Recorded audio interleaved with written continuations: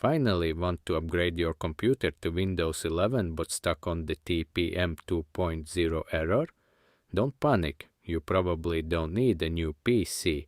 Your PC likely has this hardware, it's just turned off in the BIOS. There is a 70% chance you'll be lucky and won't need to spend thousands of dollars on a new computer. First, restart your computer.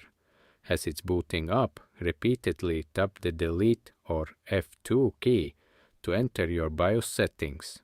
Every motherboard looks a little different, so look for a tab labeled Security or Advanced, or you can also just use the search bar to find fTPM on an AMD system or PTT for Intel. As you can see, this feature is usually disabled by default. Just enable it and skip reading these walls of text. Then save your configuration and computer restart. And just like that, now I can install Windows 11 on my old PC.